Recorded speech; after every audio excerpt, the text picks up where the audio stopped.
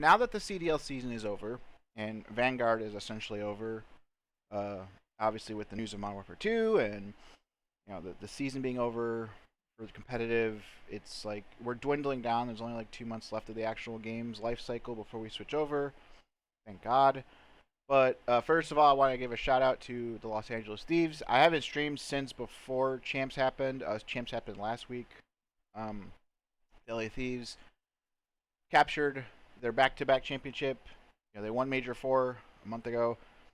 Came back and won the Call of Duty League Championship, the World Championships. So they have their rings. They were the most prepared team. They're arguably the best team in Vanguard. Obviously, they won the World Championship. They're the only team that won 2 tournaments, let alone back-to-back, like 2 tournaments, period. Like every tournament had a different winner. This year was super inconsistent. We'll get into that in a second. Shout out to Octane, Envoy, and Kenny, especially Kenny winning the MVP. Winning the rings. Nate Shot, I tipped to you finally. Unfortunately, you didn't get a ring as a player, even though I feel like you were a great player back then. But as an organization owner, still in esports and Call of Duty, to get your org, a ring is pretty cool because you deserve it.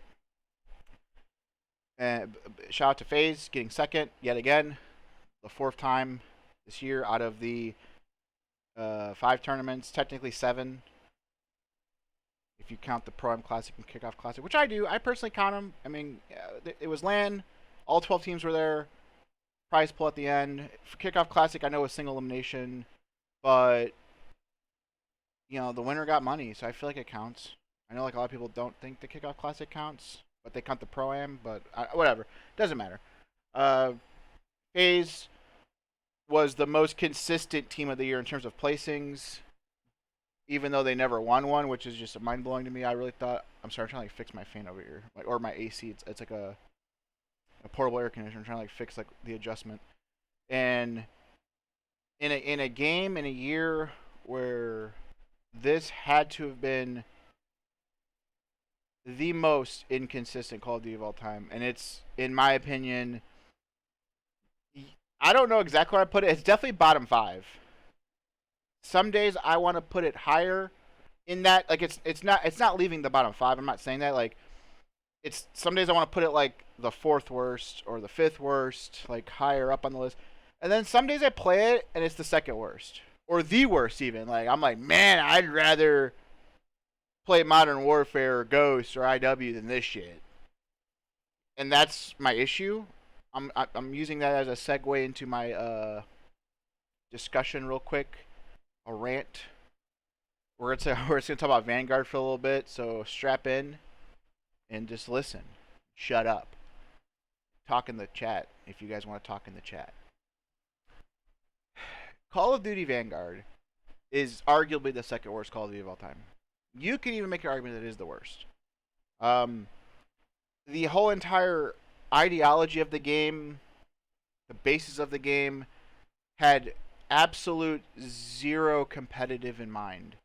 And there's so many reasons as to why that is. You have no map. Like, this game currently has 25 maps. None of them are good for competitive. None of them. Like, yeah, I mean, Tuscan's okay. Berlin is okay.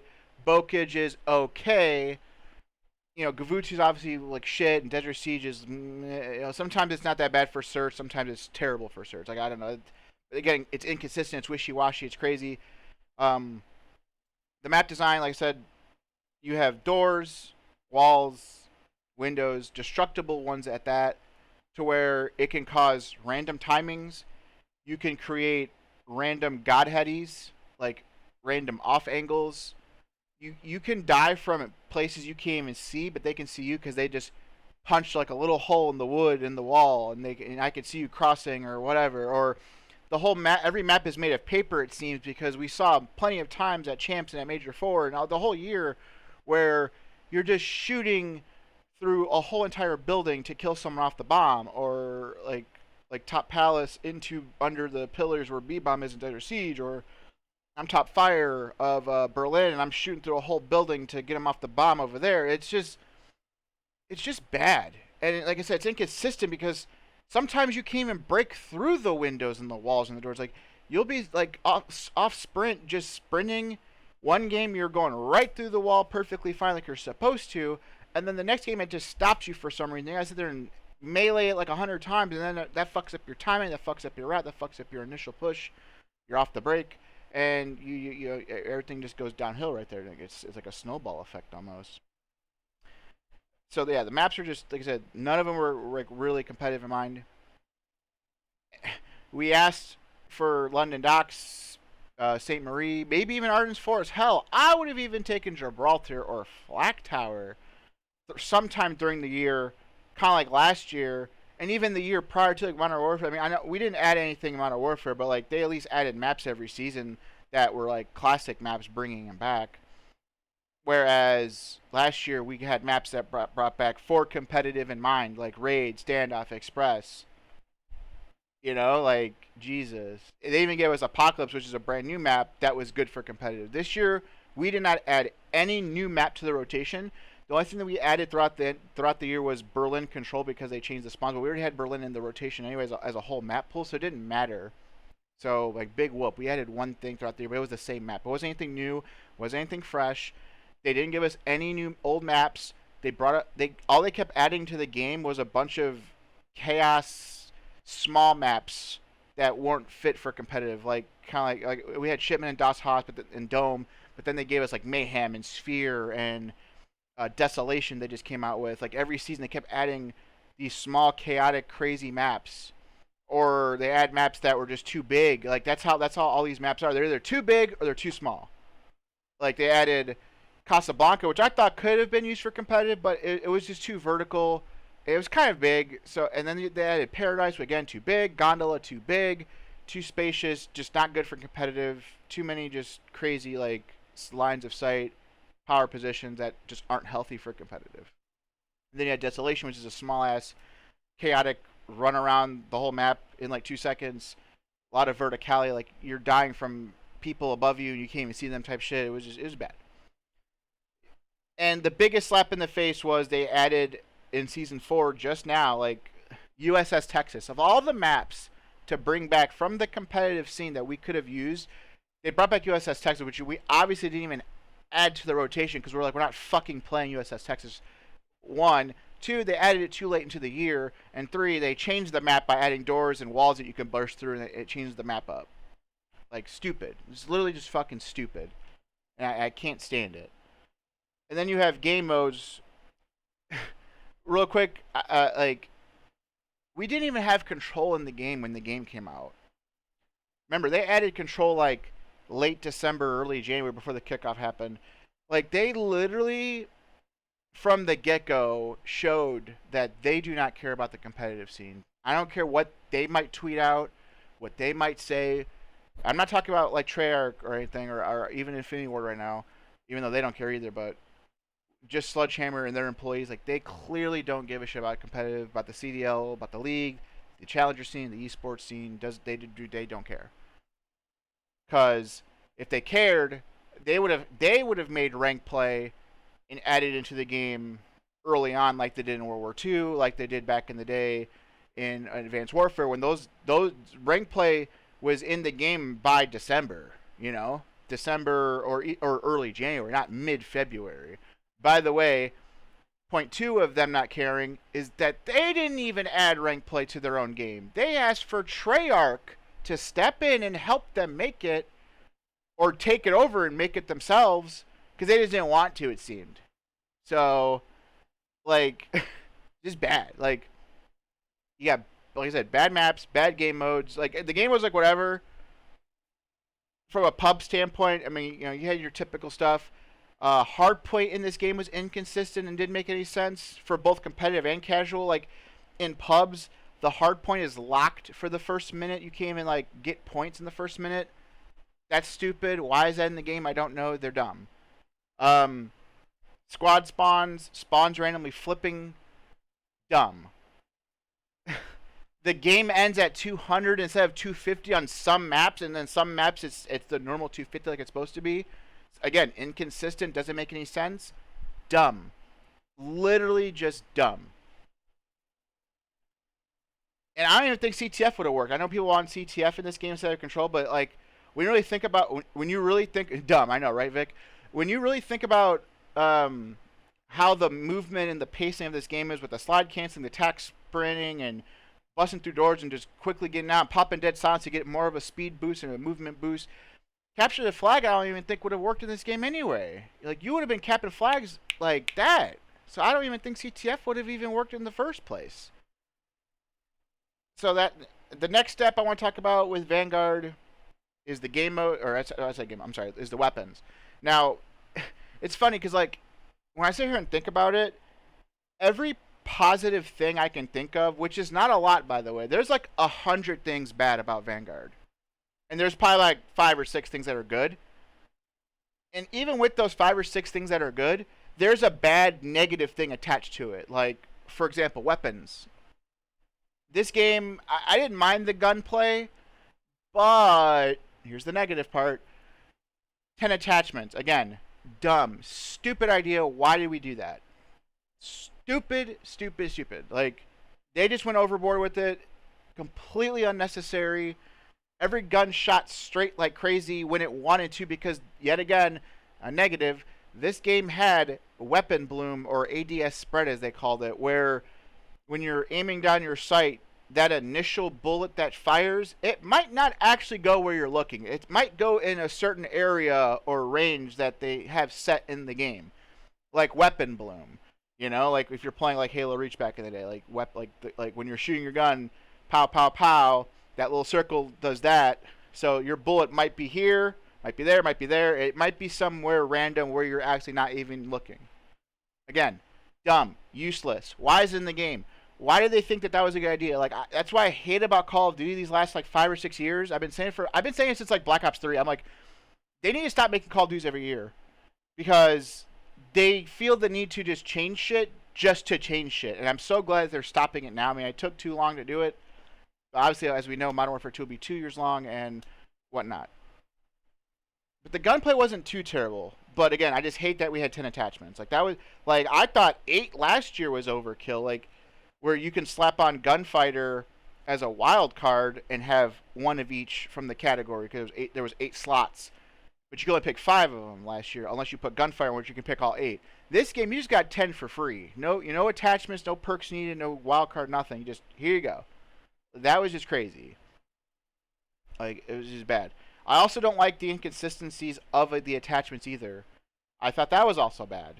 I felt like why I just miss the days of just universal attachments. I hate that, again, this leads to more inconsistencies.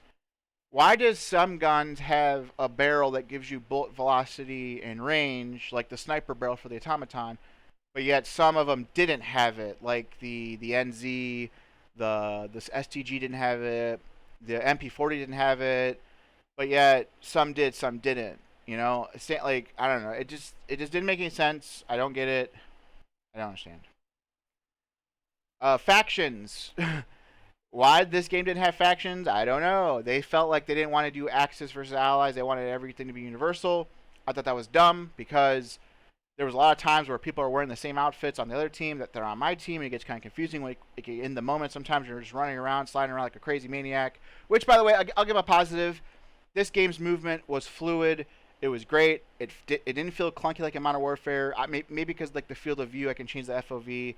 And obviously with updated next-gen console or graphics, because you play on PC with like 240, 360 frames or whatever. I only play on 144, but like whatever. It's just like it looks cleaner. It feels cleaner. Like when you're on the controller, it felt cleaner. It felt better. It looked better. Very fluid. Very solid. So congrats to them on that at least. The movement. I appreciate them giving us Ninja as a perk. But here's the negative. I did not appreciate them moving around perks middle of the year to fuck up everything. I thought that was a bad idea. Well, let me rephrase that. I didn't mind Ninja being moved over. I hated that they moved like Ninja, Tac Mask, and a couple other things over. Because I felt like being able to have Flak Jacket and Ninja is fine, but now I can't use Tac Mask and Ninja if these guys are spamming stun grenades. So I have to do Tac and Flak, but I can't use Ninja now, so now I can sound horn me. So it's kind of like a choice. It kind of sucked. Also, this year had 2 perks again, like Modern Warfare. We were technically playing a 2 perk game because the second tier perk we were using radar, which is like it didn't even matter to have it on or not because in the options, I mean, I'm not 100% sure, but like, I know for a fact that these options exist where you can just turn on dots popping up on the mini map when they're shooting their gun anyway. So it didn't even matter if you had a radar or not because that option existed to where it didn't even need to be needed. Yeah, it was just, I don't know. It was bad. They gave us rank play at least, which, again, thank you Treyarch for giving us rank play in a Sledgehammer game. Thanks. And thank you for listening to me from doing like an ELO system, SR system, and all that stuff. I ranted this about like last year, compared like talk about Cold War League play compared to now. Good job on changing it, making it better. It's arguably the best rank play system we had. Maybe World War II is a little bit better, maybe not. I don't know. Like they're like neck and neck for real. One thing I will talk about, I'm actually going to read off some tweets, if you guys don't mind. I'm going to read off a couple tweets about rank play real quick. And this will probably cut off the end of my ranting. If I can find it. Hold on, I'm sorry. I should have had this ready. Okay, this is about the majors. Where is those tweets? I tweeted out Lawrence and Matt from Treyarch because they were like, all right, give us your thoughts about rank play now that the season's over, and I like went on like a little tangent rant. Okay, so this is my tweets. Okay, so they talked about what should we add or change for the future. I put have it be available whenever season 1 starts on Modern Warfare 2, which is again that would usually be like December, instead of mid-February, which is what happened. Waiting around until mid-February is unacceptable. I put be more in tune with the bans and the GAs. GAs, gentlemen's agreement. Some pros agree not to use certain things that are technically unbanned. Like you can use them technically, but they choose not to use them. They agree not to use it because it's too good. For example, they GA'd the trophy system and strafing run, yet we could still use it in rank play, which causes problems, like people calling in strafing runs and throwing trophy systems in hills, and it's hard to like break certain hills in this game with the trophies out. So again, now I'll give them credit because they did follow some of the GAs, and obviously every time they actually officially banned something, rank play officially banned it too pretty quickly, but they didn't ban or GA everything that needed to be. Again, that's why I was saying be more in tune and be more consistent with it. The third thing I said was no tracer rounds, period. For those who don't know what tracer rounds are when you buy these operator bundles and you buy these weapon skins, some of them have a tracer round pack attached to it. So when you shoot with that gun, your bullets will like look different. It will be like red. This gun has a red tracer round pack. So like you're shooting like red bullets and it flashes, like the muzzle flashes like red too. So if I'm getting into a gunfight with you and you have that shit, all I see on my screen is just red shit, and it fucks up my eyes and it fucks up my aim, and where I feel like I'm losing gunfights because of that. I feel like that should not be in the game for competitive because that's not competitive. And it's also kind of like a pay to win because most of these tracer rounds, you have to buy them in the store.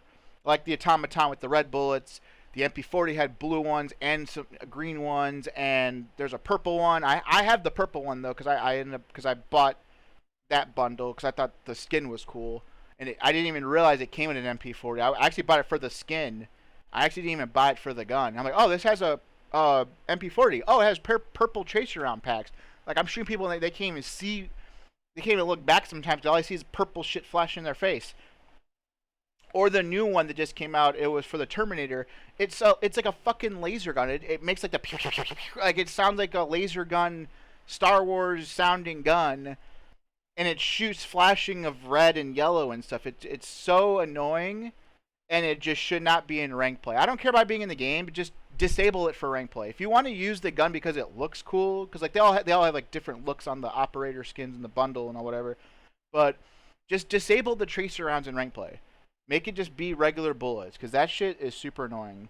The last thing I put is I'm in the minority here, but I'd rather see harsher SR party requirements. SR is your skill rating, your ELO MMR if you play like other rank play games. This game had a really, really, really lenient system. I feel like they catered to the casuals. They caved in because it was harsher back in the day, like when Ranked Play first came out, and then they made it easier after everyone had a big uproar about it. And I was one of the people that said they shouldn't have changed in the first place. Yeah, I put, for example, if I'm an expert or elite, which is the equivalent of platinum or diamond. Expert was like platinum, elite's like a diamond player. I shouldn't even be paired with or play against anyone who's advanced or lower, which is advanced is like the equivalent of gold. Um, Also, or even see a person who's still doing their evaluation matches. Now, these are people who are new to rank probably, or they're late to the season. You have to play 5 matches before you actually get your rank or your SR for that season.